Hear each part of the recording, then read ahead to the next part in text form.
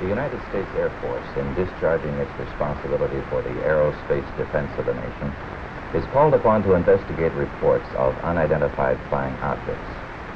Two Air Force officers have, over the years, been very closely associated with this activity. Lieutenant Colonel Lawrence Thacker was formerly the chief spokesman for the Air Force on the matter, and Major Hector Quintanilla is now the chief of Project Bluebook. Major Quintanilla, what are the objectives of Project Bluebook? The objectives of the program are twofold. They're the same as they have been since 1953 when the regulations were written. First of all, to try to determine if the UFO phenomena presents a threat to the security of the United States. And second, to determine if the UFO phenomena exhibits any technological advances which could be turned into research and development. What's the record so far? To date, we have over 10,000 cases at Wright-Patterson Air Force Base, of which 646 of these remain unidentified. That's not to say that we could not have identified more cases if we had gotten to the observer quickly and checked the local activity. The Air Force has been accused from time to time of hiding information about UFO. What do you have to say to that, Colonel Patton? Well, these charges are absolutely untrue. Actually, the United States Air Force releases statistics on the UFO phenomena through the Department of Defense press desk periodically, and we've always honored accredited media when they want to investigate a given specific sighting. There's nothing to hide? There's nothing to hide at all. Is there anything in the files, either classified or unclassified, that would indicate that there may be extraterrestrial visitors over here?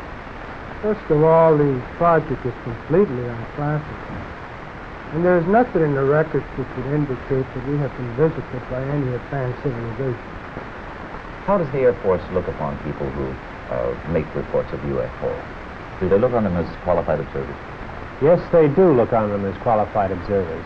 Actually, most people who report a UFO sighting are patriotic citizens who have been mystified by something that they've seen, and through a patriotic sense, report it to the local law enforcement officials or to the United States Air Force Base near them. What would you consider as a person qualified to interpret what he sees?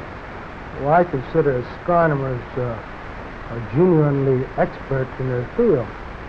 First of all, they have a tremendous advantage over the other physical scientists, and that is that they have powerful telescopes and photographic equipment to confirm their interpretation. Do astronomical laboratories make any contribution to the UFO program? In a negative way they do, because I've never received a UFO report from an observatory. Not a one? Not a single one. Well, how about the tracking and detection facilities that the Air Force itself has? How does this fit with the program? Well, actually, to begin with, the United States Air Force is charged by an act of Congress with the air defense of the United States. And the North American Air Defense Command and the Air Defense Command have space tracking facilities which are constantly on the alert 24 hours a day. We're interested in anything that flies in our atmosphere. Well, how about UFO reports in other countries? How are they handled? Well, UFOs actually occur worldwide.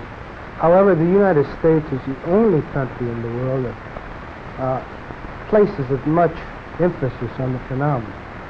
Other countries place a burden of proof on the observer and not on their Air Force. And that would make your job a lot easier if they did that here. Yes, it would.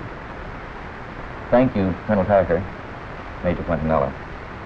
I would like to close by reading a very brief excerpt from the report of the Air Force's Scientific Advisory Board, which they made recently upon completing a detailed review of the subject of UFO. This is a statement.